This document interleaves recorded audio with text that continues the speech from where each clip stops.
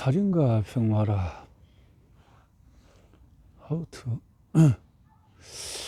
인간은 산소성 생물이다. 이것은 히포크라테스의 많은 명언들 중에서도 인간의 비밀을 극히 간단하면서도 명료하게 나타내는 문구다. 인간을 포함한 모든 육상동물이 공기 없이는 살 수 없다는 사실은 원시시대에도 널리 알려진 진리였다. 미분자를 연구하는 최첨단 과학이거나 현대물학이거나 예외 없이 모든 지식은 결국 원을 그리며 출발점으로 되돌아오는 것 같다. 인간이 살아가기 위해서는 공기가 필요하다. 이것은 지극히 간단한 진리이기도 하다. 생명에 필요한 요소를 공기 대신에 산소로 규명한 것은 18세기 멀리의 일이다. 산소 없이는 세포가 죽고 세포가 없이는 우리 역시 존재할 수 없다는 결론이 내려진다. 산소가 체내로 흡수되면 혈액의 빛깔이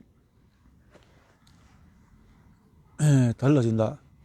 허파를 통과하는 동안에 피곤해 지친 검붉은 색의 혈액은 선명한 붉은 빛으로 되살아난다. 비유적으로 표현하자면 신체를 일조하고 고향으로 돌아온다는 피는 긴 여행에 지쳐서 맑은 공기를 마시고 싶어한다. 그런 까닭에 산소는 살아있는 많은 생물들의 삶을 근본적으로 흐르게해주는 요소인 것이다. 산소는 살아있는 이처럼 긴 세월 동안에 수많은 연구가 수행되지만 인간은 산소성 생물이다. 이 특수 치료팀의 주요 방어 전략은 체내 세포에 산소를 끊임없이 공급해 주는 것이다. 호기성. 일단 목적지에 도달하면 산소는 여행길에 같이 올랐던 친구 헤모글로빈과 작별한다. 열차에서 내리는 승객처럼 쫓겨고 나서 세포의 정상 기능을 위해서 각 세포 조직을 들어가게 되는 것이다. 여타의 운송 체계와 마찬가지로 이러한 교환 작업 역시 교통의 흐름, 혈행에 좌우된다. 혈행, 범포질, 산소가 들어가야 폐혈증에 의한 쇼크는 세포 기능에 심각한 파국을 초래한다. 앞에서도 먼저 한 가지 예를 보면은 혈액의 재분산을 유도해서 내장기관 같은 넓은 정맥핀으로 혈액이 빠져나가도록 만드는데 그러면 전반적으로 혈액량이 줄어든다. 그 원인이 무엇이든 간에 모든 쇼크는 비슷한 유형으로 나타난다. 생화학적인 교환 체계에서 이탈된 세포는 결국 산소 부족으로 죽게 된다. 쇼크 상태가 얼마나 지속되는가에 따라서 세포의 사멸 정도와 환자의 생사가 결정이 된다. 요즘 내후 생존 여부가 사망을 가르는 합법적인 기준이 되었지만 임상의들은 또 삶과 죽음을 가르는 기준은 예전부터 따로 있었다. 임상적인 의미에서의 죽음은 심장이 완전히 멈추고 난 뒤에 혈류도 호흡도 뇌기능도 모두 다 멈춘 상태를 말한다. 심장마비나 다른 치료로 인해서 이런 상태가 급작스럽게 일어났을 경우에 세포들이 생명력을 잃어버리기 전에 아주 짧은 시간 내에 심폐소생술 같은 신속한 응급조치를 취하면 환자가 소생하기도 한다. 이러한 극적인 장면들은 우리가 책이나 텔레비전을 통해서 수시로 접해왔던 내용들이다. 물론 실패로 끝날 경우가 더 많지만 가사 상태에서 회생하는 사람들도 꽤나 많기 때문에 응급요원들의 손길은 항상 바쁘게 움직인다.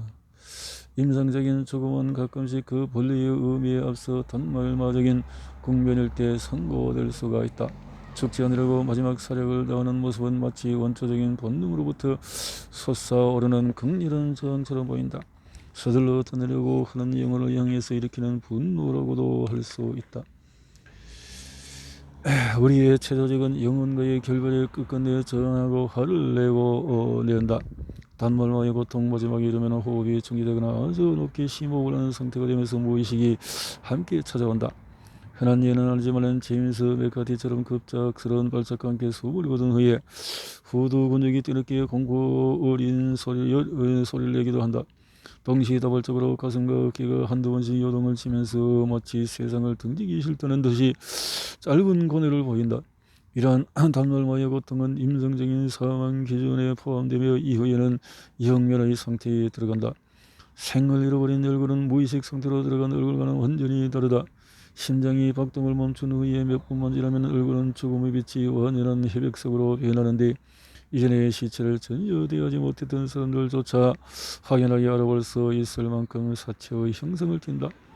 몸에서 정수가 빠져나간 뒤에 육신은 마치 바람 빠진 타이어 같다. 사체는 사망 후에 몇 시간 내에 수축되어 거의 벌레의 크기의 절반으로 줄어든다. 사체는 마치 바람 빠진 풍선처럼 수축되어 버린다.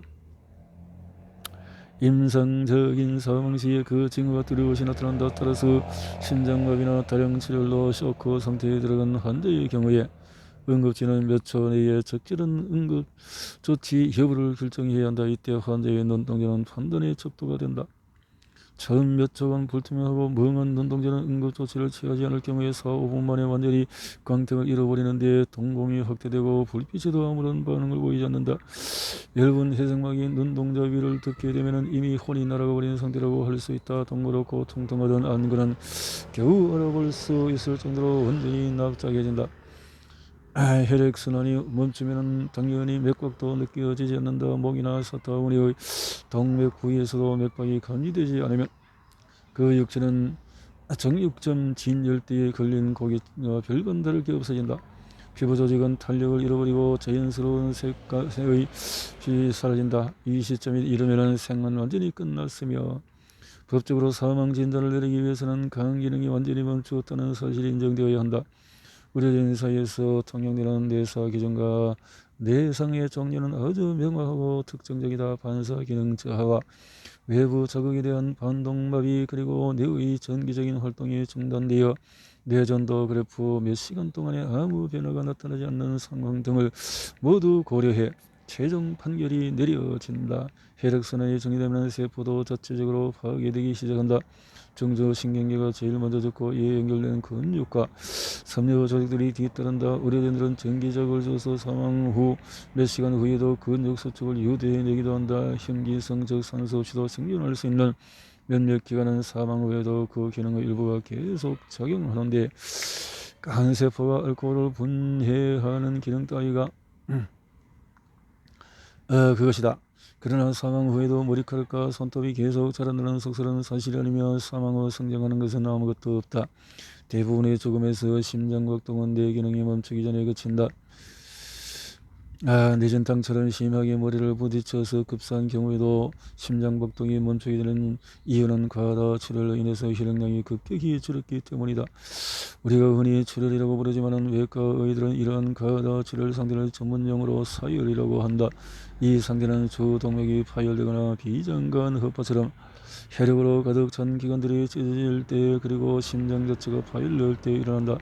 신의 혈액의 2분의 1 내지 3분의 2가량이 급속히 빠져나갈 경우에 심장은 대부분 박동을 멈춘다.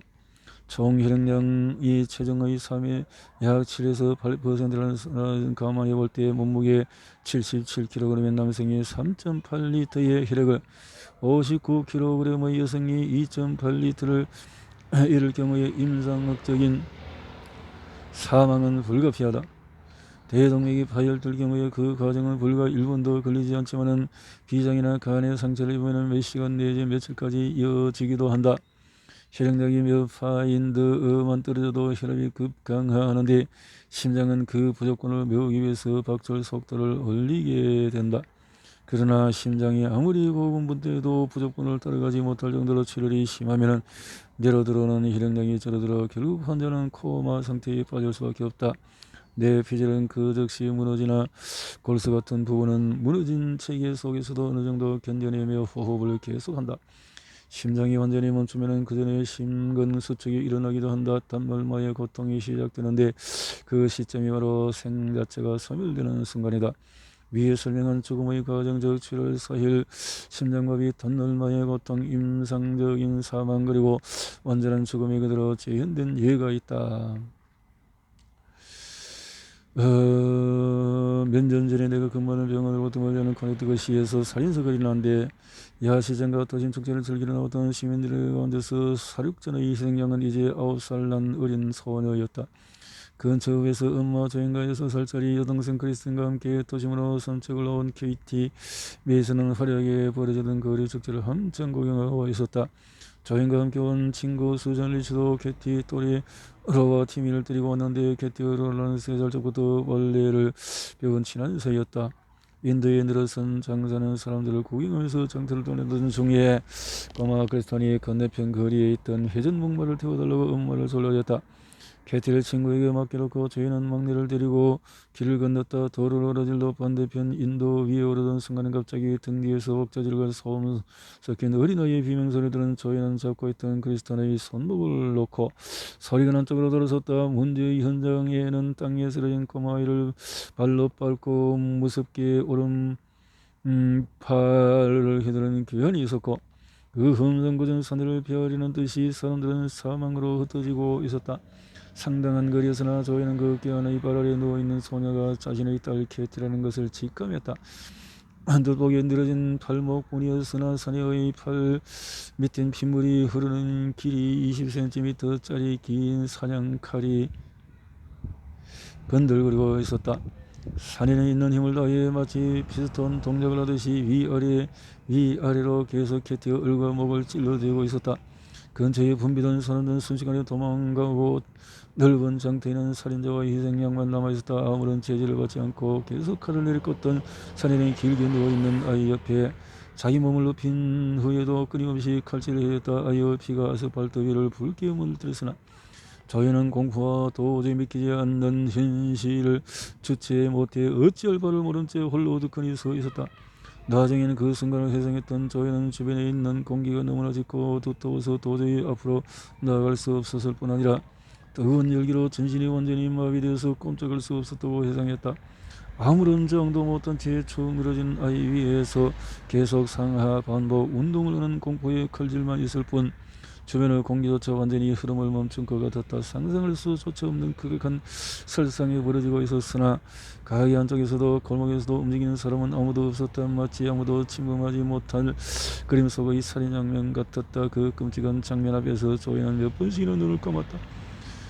잠깐씩 눈을 뜰 때마다 아이의 얼굴과 상체를 파고든 긴 칼에 자신의 가슴이 갈기갈기 찢기는 듯했다. 바로 그때 두 사람이 고음을 지르며 레슬링을 듯이 살인마를 향해 뛰어들었다. 그러나 미친 사내는 전혀 개의치에 꼼짝도 않고 계속 캐티를 찔렀다. 두 사람 중에서 한 사람이 사내의 얼굴을 이상하게 매섭게 발길질해 대서나 날아오는 구둣발에 머리통만 좌우로 흔들릴 뿐 사내는 아무 의식 없는 듯 칼만 기계적으로 내리꽂고 있었다.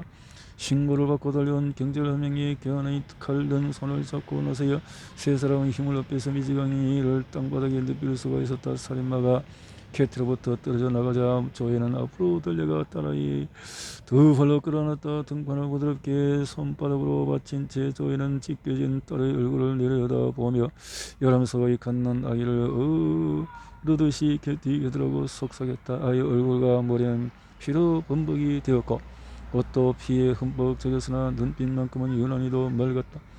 나를 바라보는 눈빛에는 어둠이 배어 있어서요. 뒤로 꺾인 머리를 약간 들어 올린 순간 아이가 숨을 쉬는 것처럼 보였습니다. 나는 몇 번이나 아이 이름을 부르며 사랑한다고 얘기했죠. 그때서야 비로소 나는 아이를 안전한 곳으로 악당에서 떼내야 한다는 사실을 깨달았습니다. 너무나 뒤늦게 제 정신에 돌아온 것이었어요. 하지만 후회하기엔 너무나도 엄청난 일이 벌어진 다음이었습니다. 아이를 두 발로 안아 올려 먹구름 발을 옮겨서나 도저히 어떻게 해야 할지를 몰라서 내가 지금 뭘 하고 있는 것이 아직 나는 다시 무릎을 꿇어서 아이를 천천히 바닥에 눕혔어요. 가슴이 높게 뛰어오르며 피가 입속에서 분수를 솟구쳐 올랐습니다. 믿기지 않을 정도로 많은 피였어요. 나는 사람의 몸에서 그렇게 많은 피가 들어있는 줄은 그때 처음 알았습니다. 그 순간에도 나는 어찌해야 할지 몰랐습니다. 제발 도와달라고 고리고리 악을 썼지만 피를 토해내는 아이를 어떻게 해볼 방법은 없는 것 같았습니다. 정전만 해도 캐트의 눈에는 반짝거림이 있었으나 땅에 아이를 눕힌 뒤에 본의 눈빛이 완전히 달려져 보였어요. 출혈이 계속되자 눈빛이 점점 더 멍해져 갔죠. 처음 하나 들었을 때만 해도 분명히 살아있다는 느낌을 받았는데 이제는 더 이상 그 기운을 느낄 수 없었습니다. 아이의 눈에는 고통 대신에 충격의 빛이 어려있고 잠시 뒤에는 그런 눈빛조차 없어졌어요. 그때 한 여자가 우리에게 다가왔습니다. 간호사인 듯한 그 여자가 캐티에게 인공호흡을 시작했어요. 난 아무 말도 할 수 없었지요. 그저 그녀를 바라보며 스스로 물었습니다. 지금 도대체 이 여자가 뭘 하고 있는 거지? 이제 캐티 몸 안에는 아무것도 없는데 말이야. 캐티 지금 틀림없이 저 위에서 우리를 내려다보고 있을 거야. 이미 저 공중에 붕 떠 있다고. 여기 있는 것은 빈 껍데기뿐이야. 그 순간 나는 모든 것이 변했음을 알았지요. 캐티는 내가 처음 끌어안았을 때와는 전혀 달랐어요. 그때서야 내 딸이 죽었다는 사실을 알 수 있었죠. 지금 내 팔 안에 있는 것은 빈 껍데기일 뿐 캐티는 영영 먼 곳으로 가버렸다는 사실을 분명히 느낄 수 있었습니다. 요란한 소리를 내며 구급차가 달려왔고 응급 요원들이 피 웅덩이 밖으로 캐티를 들어올렸습니다. 그리고 재빨리 아이의 헛발 속으로 산소를 주입시키려고 했죠. 놀란 듯이 떠진 두 눈동자에는 여전히 멍한 빛이 어려 있었어요. 마치 지금 무슨 일이 있어서 엄마라고 묻는 듯 했지요. 큰 충격을 받은 표정이었지만 공포와 두려움 그리고 고통을 찾을 수는 없었습니다. 그 사실에 나는 무슨 구원을 받은 듯 위안이 되었어요. 두려움과 고통 없이 죽었으리라고 믿는 것만은 그 순간 나의 유일한 위로였기 때문이죠. 그 뒤로도 나는 몇 달간이나 스스로에게 되물어였습니다. 그에게 얼마나 아팠을까 도무지 그걸 알고 싶어 못 견딜 지경이었어요. 몸 안에 들어있던 진액을 다 빨아내듯이 캐디는 온몸의 피를 입 밖으로 토해내버렸어요. 가슴과 얼굴은 온통 깊게 패인 상처로 알아볼 수 없을 정도로였죠. 사내가 칼날을 꽂을 때마다 아이는 틀림없이 좌우로 고개를 돌려 피하려고 했겠지요. 나중에 들어서 안 사실이지만 사내는 어느 곳에서 불쑥 튀어나와서 옆에 있던 로라를 캐티 옆에서 밀어냈다고 해요. 그러는 캐티의 머리카락을 옮겨지는 곧장 아이를 땅바닥에 내동댕이 쳐버렸다고 합니다. 그땐 내가 들은 비명은 캐티가 아니라 로라가 지른 것이었어요. 나로서는 캐티가 그때 어떤 상태에 그 어떤 심정이었을까를 알아내야 했습니다. 그때 아이의 몸은 갈기갈기 찢겼으나 나는 아이의 표정에서 마치 어떤 구 속에서 풀려난 듯한 평온함을 느낄 수 있었습니다. 적어도 그 표정에는 고통이 들어있지 않았어요. 아마 고통을 느끼기도 전에 쇼크 상태로 들어버렸지 않나 생각이 들기도 합니다. 물론 큰 충격을 받은 것 같긴 했죠. 그러나 내가 받았던 정도의 공포와 경악을 느끼지 못한 채 숨을 거둔 것 같았어요. 내 친구 수전도 똑같은 생각을 했습니다. 마치 모든 걸 포기한 듯한 무언가로부터 해방됐다는 표정이었어요. 내가 캐티가 죽기 전에 자기 얼굴을 그린 자화상이었는데 마지막으로 본 아이의 얼굴을 바로 그 자화상의 표정, 그 눈빛 그대로였습니다. 크게 벌어진 눈동자 속에서 공포가 아니라 완전히 해방감이 들어있었죠. 딸아이가 피범벅이 된 채 끔찍하게 죽어가는 현장을 지켜보았던 엄마에게 아이의 그런 평온한 눈동자는 그나마도 큰 위안이 아닐 수가 없었죠. 구급차는 살인 현장에서 몇 분 정도 떨어진 병원으로 캐티를 급히 옮겼다. 도착할 때쯤엔 이미 맥박과 내가 확실히 죽어 있었음에도 응급팀은 캐티를 이 세상으로 되돌리기 위한 온갖 수단을 동원했다. 캐티 메이슨을 살해한 자는 39살의 피터 칼키스트라는 사람으로 밝혀졌다. 그는 심한 편집증 환자로 2년 전 난방장치에 독가스를 접했다고 주장하며 룸메이트를 칼로 찔러 죽이려 했음에도 정신병자라는 이유로 감옥에 가지 않았다. 친누이를 비롯하여 고등학교 동생생 여럿을 이유 없이 칼로 찌르게 됐다. 그는 일찍이 6살의 정신과 의사에게 지옥으로부터 올라온 악마가 자신의 몸에 들어있을지 모른다고 하는 심각한 환자였다. 어쩌면 그 말이 맞을지도 몰랐다. 룸메이트에게 칼을 휘두른 칼 키스트는 범죄들만을 다루는 정신병원에서 감호 조치를 받았다. 수용되어 있던 병동은 캐티 메이슨이 살해당한 그 도시 외곽 시립병원의 한 기퉁에 있었다. 그 끔찍한 사건이 일어나기 며칠 전 병원증은 상태가 호전된 정신병자들을 따로 수용하는 병동으로 칼키스트로 옮겼고 규정에 따라서 몇 시간의 외출을 허락했다. 그날 아침 시 외곽에 있는 병원으로부터 버스를 타고 도시부로 나온 그는 철물점으로 가서 사냥용 칼 한 자루 그리고는 곧장 축제 겸 야시장에 벌어진 곳에 모습을 드러냈다. 혼잡한 인파 속에서도 눈에 띄는 옷을 차려입은 예쁘장한 두 소녀를 찍은 칼키스는 금발을 로라 대신에 검은 머리의 캐티를 희생물로 고른 이유는 지금도 그 머리 안은 비밀로 남아있다. 다른 박쥐를 하듯이 앞으로 달려가 캐티를 잡아친 그는 아이를 땅바닥에 내동댕이 친 살인 행위를 저질렀다. 출혈에 의한 사망은 단기적인 순서로 진행된다. 보통 처음에는 혈중의 탄산가스 농도를 감소시키기 위해서 호흡이 증대된다. 혈액량의 감소로 인해서 줄어드는 산소를 보충하기 위해서 심장은 민감한 반응을 보이며 바삐 뛰기 시작하는데 이때 심박수가 최고도로 오르게 된다.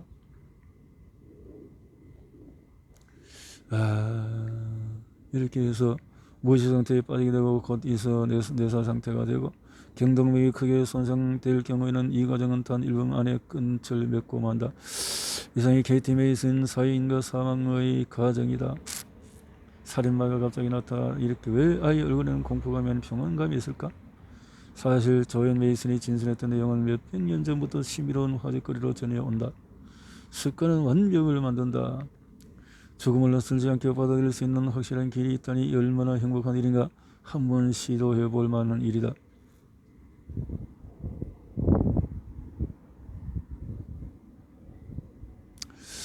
완전 무기를 수 없겠지만 일부라도 분명 가치가 있을 것이다.